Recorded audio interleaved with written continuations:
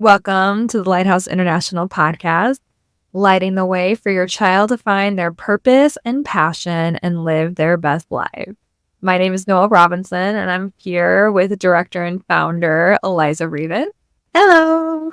I wanted to dig deeper into many of the questions parents have and that I myself had along my journey of choosing Lighthouse International and learning what a learner-driven education looks like. I'm here to ask some common questions in that process. Yeah, let's go. Excellent. So, Liza, can you break down what a day at LIA looks like? What is the purpose? What is the structure? What does it look like if someone were to walk into the school? I think the first thing you'll notice when you come to LIA's campus is it does not look like a school. Lighthouse International is part of the Acton Academy affiliation. And one of the unique things about Acton Academies is we're a one-room schoolhouse for the 21st century. We have a beautiful 3-acre campus. It's a nice little piece of country right in the middle of the busy area. So when you come into our campus, it looks like a home. We repurposed a ranch-style home and made it into our studio spaces.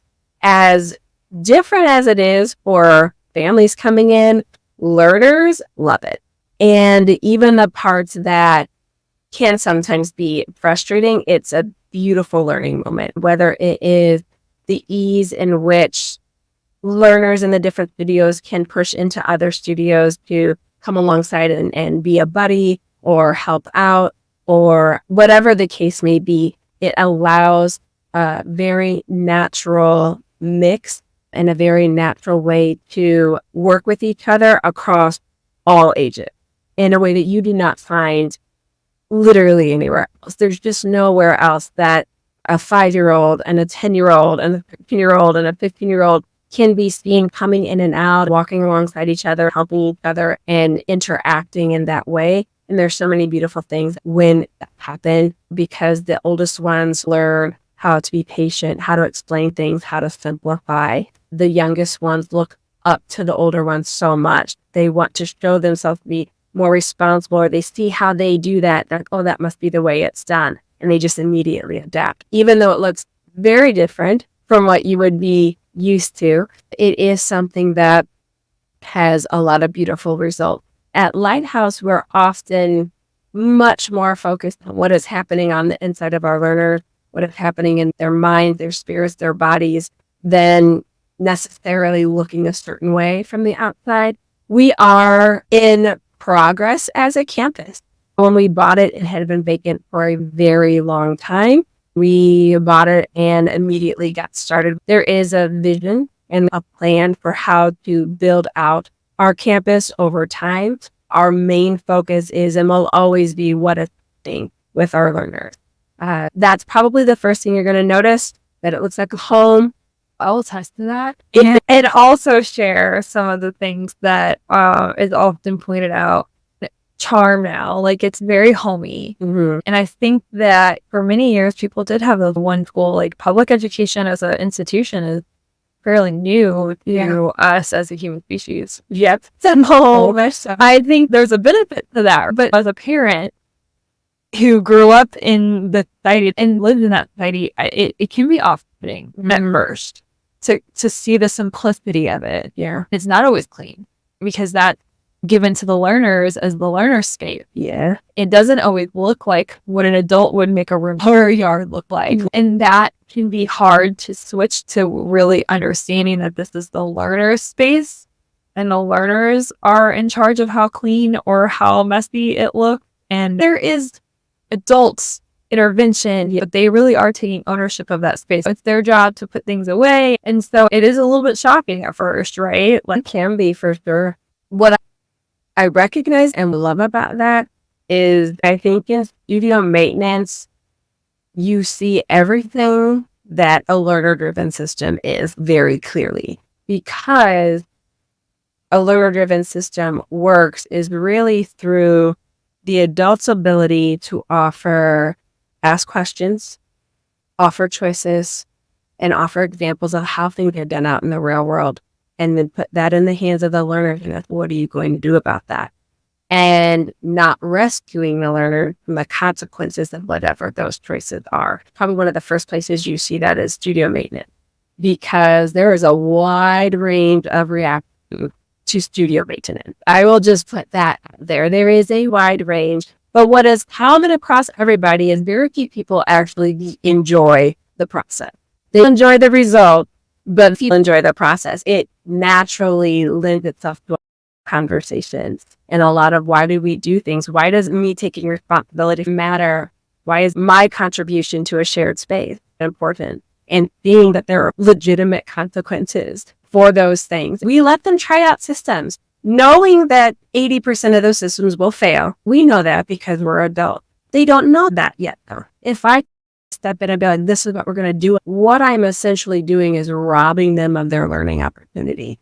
I am robbing them from their ability to know the same way I know, and much earlier than I was able to know that. I'm very firm in being learner driven. That is something that is really important to me. And that often means having to stand at my ground, even if I'm embarrassed, even if I know it could have been better, not intervening and letting them walk through. Well, how did that feel when you invited your parents in and they mentioned how this looked? How did that feel when you did this? We talked about the options and you chose to do it this way instead. Did that get the result that you wanted? Did you like the way you felt about that? Were you proud of what you were able to show off? Because that's where real change occurs. Then those moments where they'd had a walk through, okay, I did it my way. That did not end up the way I actually wanted that to end. What else can I do? And then we keep going. Every year it cycles through, and that's part of the process too.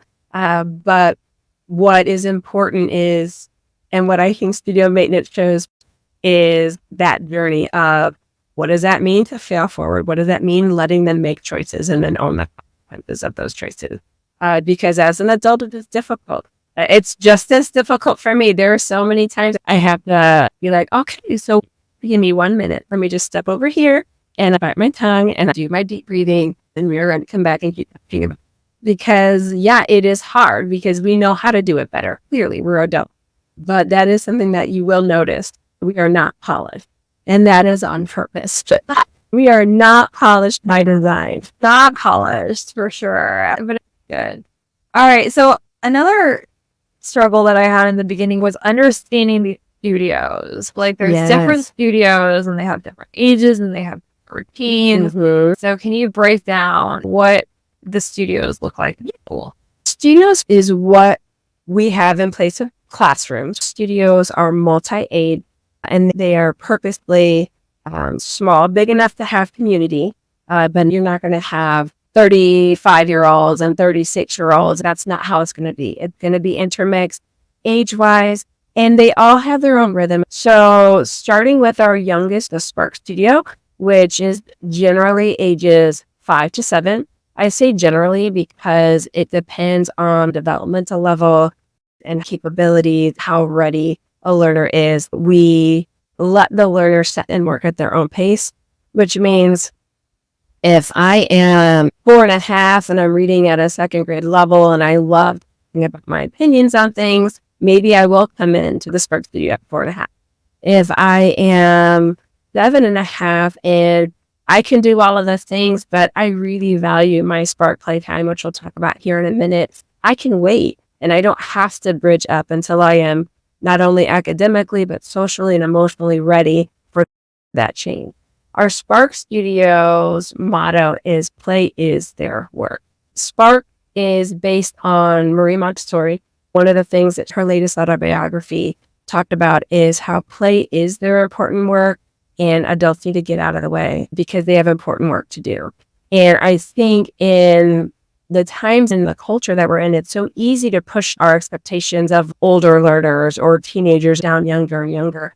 And what a lot of families end up missing is the learning that occurs through that free, unstructured play. Everything they do can be considered play and it is okay. reading can be play, writing can be play, building things outside can be play, because the way their brains work. Our day in the Spark Studio is broken up into 2 main work blocks. Our morning work block is focused more on Montessori-inspired activities such as reading, writing, math, life, and collaborative time. And we gently guide the studios to be setting a goal for their time. What do you want to get started with today? What do you want to work on after you work on this? What do you want? What is something hard for you that you want to try? So it's a lot of letting them set their intention, but creating the habit of planning, doing, and then reflecting on what we just did. Did we follow our plan or not? Oh, why? What would you do differently next time? Those kinds of conversations. And that pretty much takes up our morning. We start with activity choices with reading, writing, and math. Then we have snack after snack. They can also choose from puzzles, collaborative games, lacing, things that do more fine motor building and are more community building. After lunch, we go into what we call Spark Play. Spark Play is a combination of some of the best schools of thought on child development for that kind of early elementary time frame. It combines loose parts play with risky play, the actual developmental term of risky play, unstructured free play, which is sorely lacking today in general. They have 2 hours that they get to spend outside every day. They plan it. They have to draw a picture of what they want to build or what they want to play with, or if they are able, they can write a sentence. Then we go out and play. The guide takes pictures, videos, and at the end of our playtime, we'll talk with them. Hey, did you follow your plan? How did that work? I noticed something was going on over there. Tell me about that. Was that really fun? You think you're going to do that again tomorrow? But that whole idea of plan, do, reflect, builds the foundation they're going to need to be successful when they move out of the Sparks into the upper studios.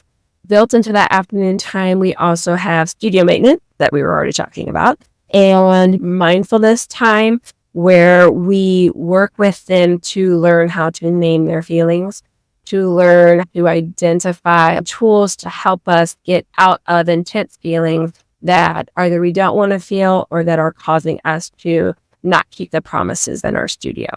We do lots of tools to give them exposure, things that might work for them, so that when they are feeling intense about anything, they have things that they know they can do. And we can reference in a bit. Oh yeah, I know what that is. We usually wrap our day with a read aloud. Read alouds in the Spark Studio tend to center around award-winning modern and classic literature known for being impactful for children. We've done everything from every Roald Dahl book ever to Pollyanna, The Wizard of Oz, Anne of Green Gables, all of those books that are fantastic and really capture the imagination of children, but they wouldn't necessarily pick on their own. They love read aloud time. That is hands down one of their favorite times. And we get to talk about that. They're like, oh, I wonder what's going to happen there. Oh, doesn't that seem crazy? And then they talk about their own stories, and it's just a beautiful time to connect. While simplistic, that type of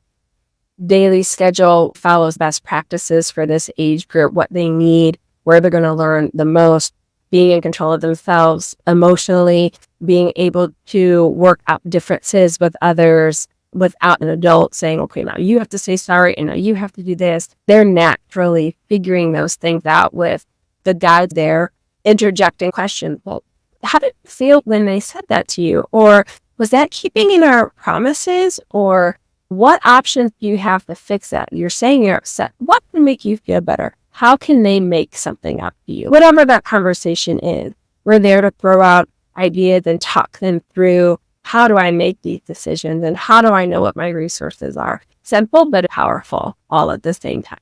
Moving up to our Explore Studio, typically learners ages 8 to 12. Again, there's some overlap because the learner gets to move when they're ready. But this is where we get into the concept of I can set a goal and reach it. I can do hard things, try new things. Being in the Explorer Studio is all about trying things out and figuring out no matter what I'm choosing to do that I am giving my best effort and my best attitude in doing that.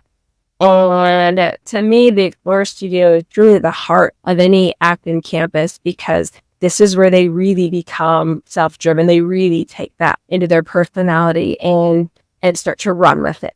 In the Explorer Studio, they have a say in all aspects of their studio life together. Starting from the very beginning of the year, they are guided through a process in creating their studio rules, which we call promises. They try out a bunch of promises. They come to an agreement on the promises they all will choose to keep to themselves and to each other. They sign their name on the dotted line, like any good contract. And then they are tasked with what happens if you don't.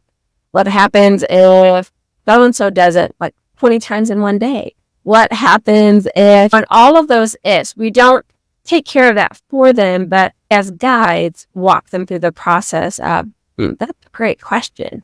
In the business world, this is how it tends to be taken care of. In our government, this is how it tends to be taken care of. And in neighborhood HOAs, this is how it tends to be taken care of. Which system do you think would work best? Which one do you want to take on provisionally, and then we can make it our own? And it's involving them in that civic engagement of practically what does it look like to be in charge of myself and to hold other people that are my same age or similar accountable. They are very self-directed in core skills, which is what we call academic work. They will have a mix of adaptive software programs. We have badges built out for reading and writing and character-based learning. We call them hero badges. Badges are a big deal starting in the Explorer Studio, moving up, because that is how you prove mastery in your learning. So we're a mastery-based system, which means that if somebody has a badge, they've had to take the time to really get it, the concept and the understanding. In a mastery-based system, you can't hit Algebra 1 and still not have ever gotten that foundation that you needed, because you don't move on until you do. It's not as wide of a breadth of learning, but it's much, much deeper learning. Each family gets to choose what program they want to use or what things they want to be included in that. That's where that family choice comes in. They function off of SMART goals. In the Explorer Studio, SMART goals is the heartbeat of everything that happens. Everything is done with intention, decided on ahead of time, and they might change. You might realize, oh, that was actually not possible. I need to change that now. They have the power to do that, but what that does is prevent them from just wandering and not knowing why they're doing what they're doing, not having a purpose in it. They also have what is called flow zone time, which is a time built into their schedule that is earned, because every good thing is earned. Just like out in the real world, I rarely ever get good things handed to me. I have to earn the privilege or right or opportunity. So they earn the opportunity to have flow zone time by meeting the SMART goals they've set for themselves right when school starts after our Socratic discussion. It allows them time to really explore their passions. Some continue to work on badges because they really want to get some badges done. Some take time to, like you said, maybe practice piano or foreign language or play chess or practice a new drawing technique.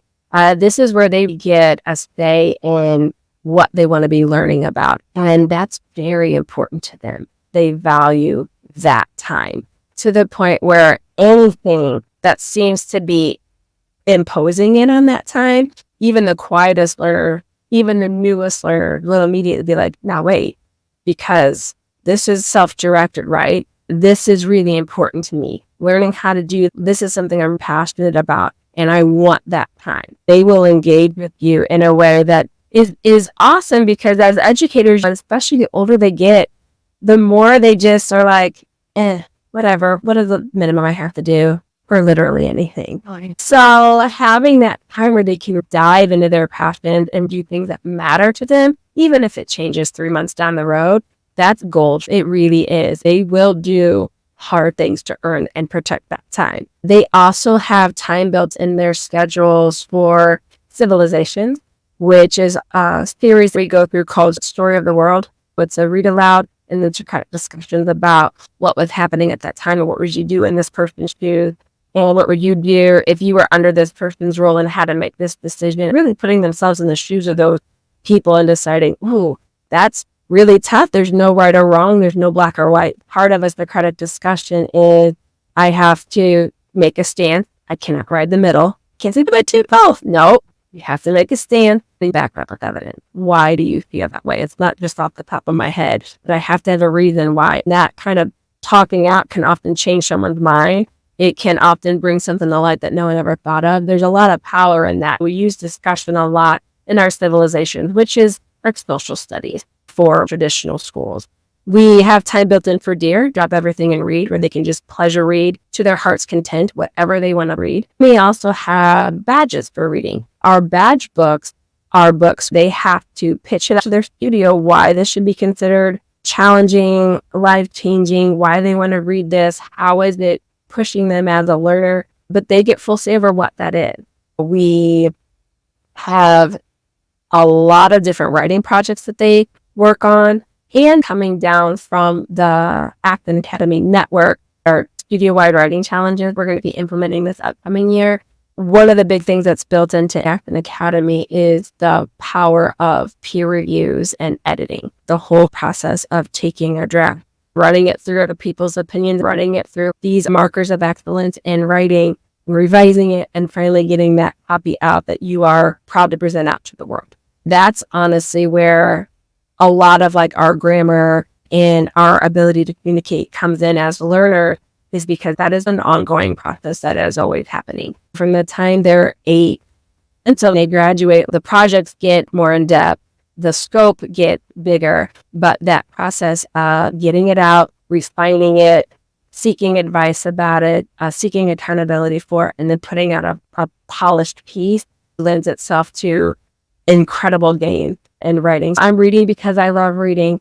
I'm writing to excellence, but I get to choose what I'm writing about.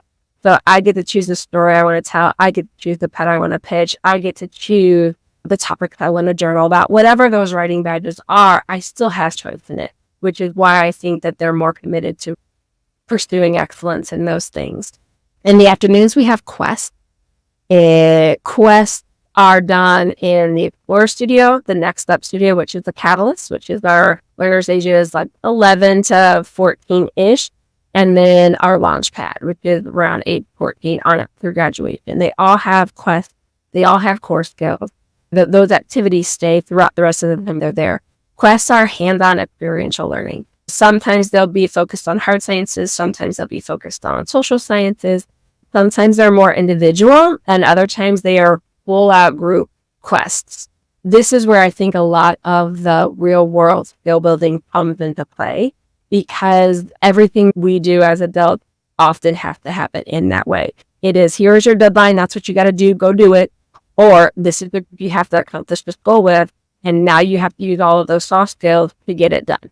On time, in budget, whatever the case may be. In the quest and in everything that they're doing, they don't have grades and tasks and homework, but they do have to take ownership of their learning. In every session, they have a particular quest that is a focus, and then they have a public exhibition of learning where friends, family, and people from the community can come, and they have to stand on what they've done. They have to present what they've made. They have to run people through the game they've made or the garden they've planted or whatever the case may be, and field real questions. Often what the conversations are is, it's okay if you don't want to do it. Know that exhibition will still happen. If I have a meeting or a presentation, I don't get to cancel the presentation because I'm not ready. I'm just going to have to suffer my way through, and you will also have to suffer your way through. And you get to decide what you feel like, and that is all on you, your choice. But it's real life and it's real world. Feeling experience. The last minute exhibition pushes. We have definitely been a witness to that. It's very interesting, but they get it done. They do. And if they don't, again, it's a no shame, but also no rescuing environment. Because what we talk about in the studio is, if you don't get it done, then you just explain why. You take ownership. You know what? I just didn't feel like doing it. So I put it off, and then I changed my mind 2 weeks ago, and I realized I didn't have enough time to finish it. I wanted to do it, and I made my project way too big, way too complicated, And I realized 3 days ahead of time, there's no way I can finish this in this amount of time. And now I know what I would do differently. And that is totally okay. We talk about all the time. That's still learning. It's okay. But you don't get excused out of it. And you don't get around it. And you don't get anyone to come in and rescue you from it. Absolutely. Okay, so that's the Sparks and the Explorer Studio. Mm-hmm. So then tell me a little bit about the Catalyst. Like I said, Catalyst and LaunchPad has the same basic structure in the core skills, the badges for mastery, quest happen in Catalyst and LaunchPad. Do they have exhibition as well? They do have exhibitions as well. The big differences in Catalyst and LaunchPad, I'll start with Catalyst first.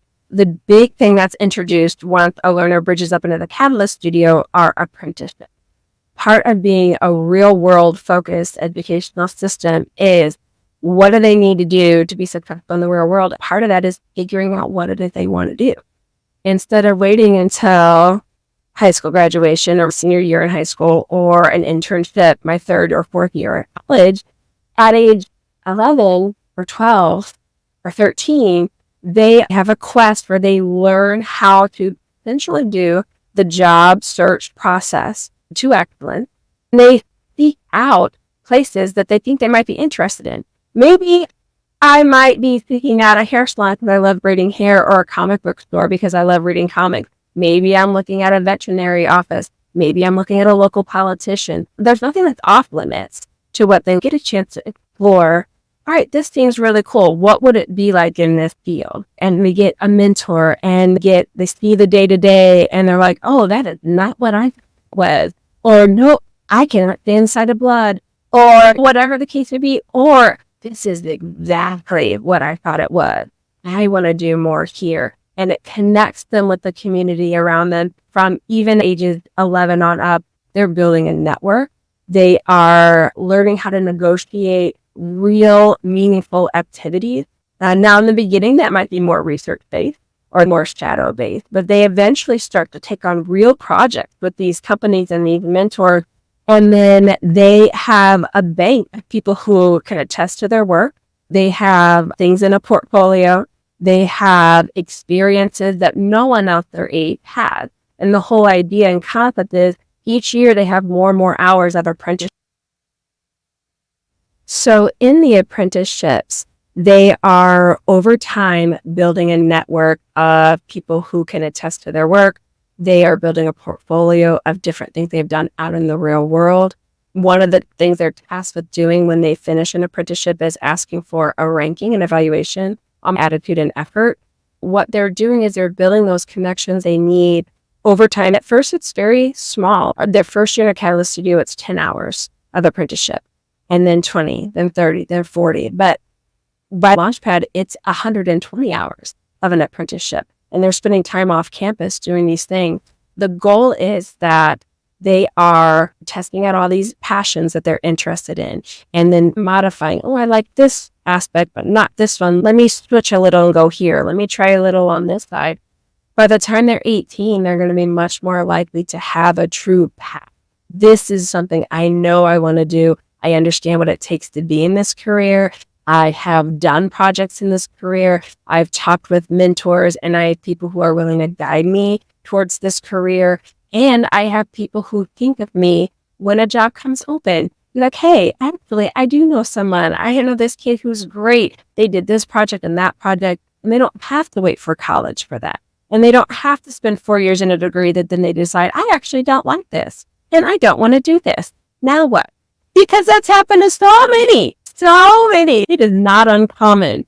And so that's actually one of the most powerful changes that happen in the Catalyst studio. I love that. Can you give me an example of just one of the internships that you've seen so far at LA in the Catalyst studio? Yeah.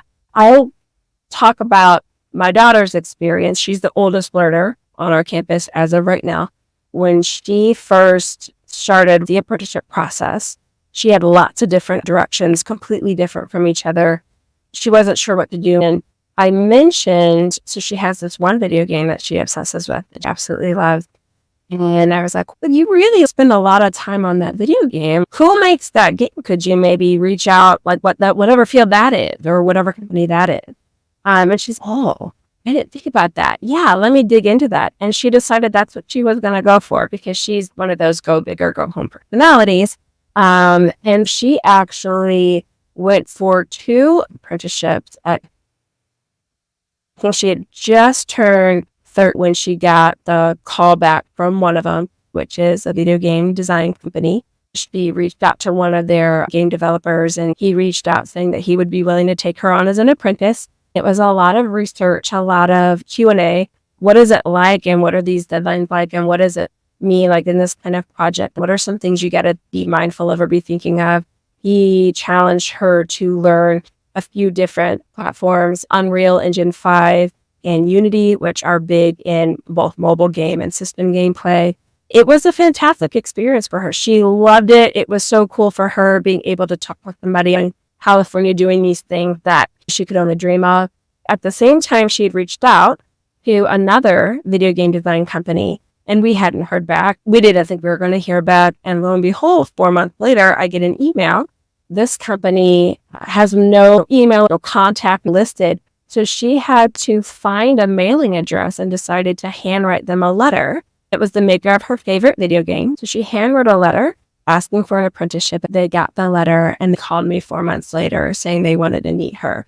That not only had they received the letter, they could not believe a 13-year-old had written what she had written. They had passed the letter around to all of the senior VPs in the company. That set her off on an entire year-long journey with EA Maxis. We sat down or Zoomed with their next generation talent team, the director of HR. She had 2 Q&As with their senior top game designers. They had even set her up on a project to build something into Sims 4. We were just finishing up like the tail end of how that was going to work. They had already set her aside with a mentor when their legal department stepped in and said, actually, that's considered child labor because we make money off of these games. We can't do that just yet because she's 13, which was devastating and sparked a fire in my daughter, who then went on a 6-month deep dive into child labor laws nationally and in California, wrote up a rebuttal, and then sent it in. We're waiting to hear what they have to say about that. But the entire process really shone a light to me on the power of this system, because often what we heard over and over, no matter who she talked with, is, oh, you can do this. Oh, I already did that, because that was part of my quest. Researching people, figuring out like who's doing what, and finding a personal connection, writing email pitches, in-person pitches, phone pitches, all of those things.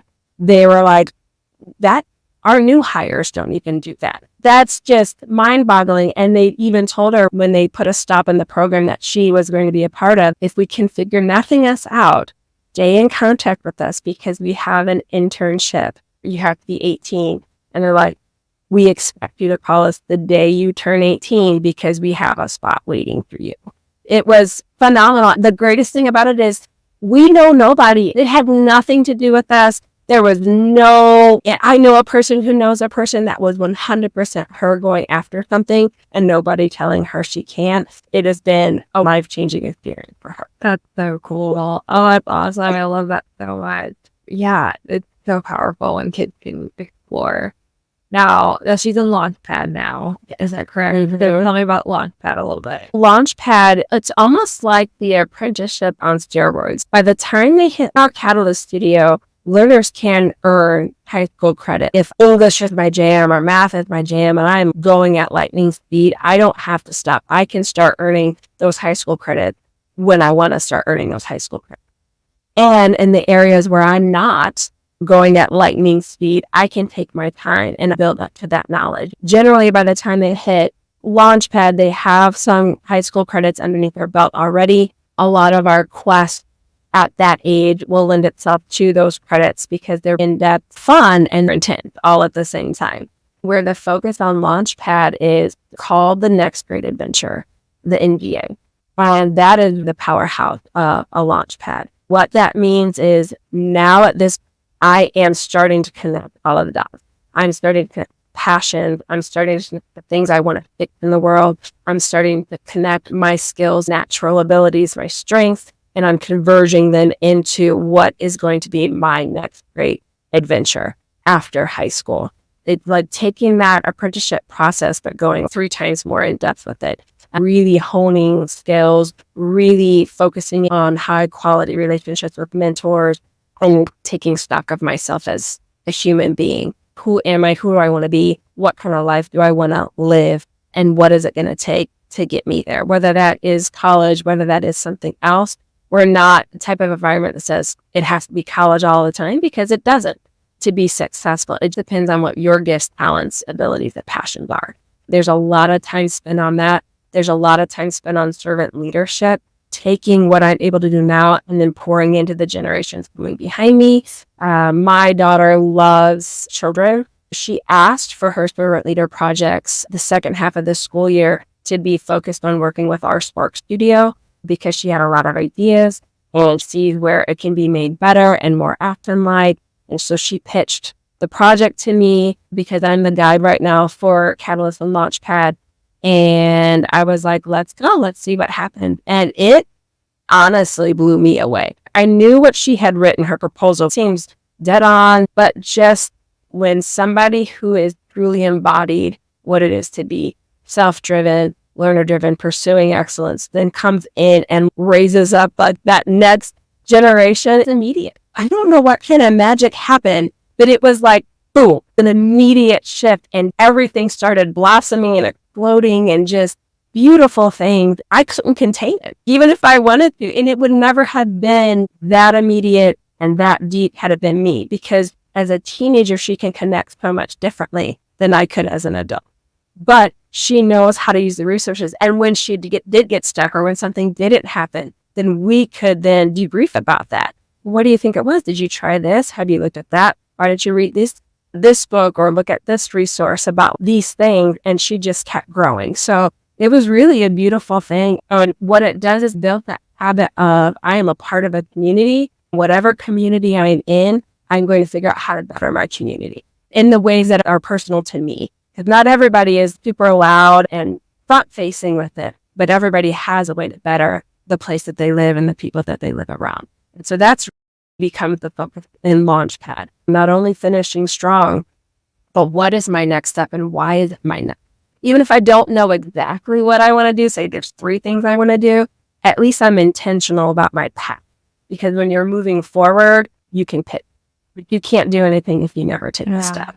So true. Awesome. Oh my gosh. Thank you so much. It's so fun to see and to hear about what all the potential and the possibilities are as kids grow through these stages. Yeah. Thank you so much for giving us an overview of them and a little bit about what parents can expect when they come to the studio. And of course, if there's any other questions, they can always email you or contact you through the website. Definitely. Absolutely. I'm pretty sure I'm not the only one who's super excited after hearing all of those things. Yeah, we'll dive a little bit more deeper in future episodes. But thank you so much for that great overview. No problem. Thank you, Noelle. All right.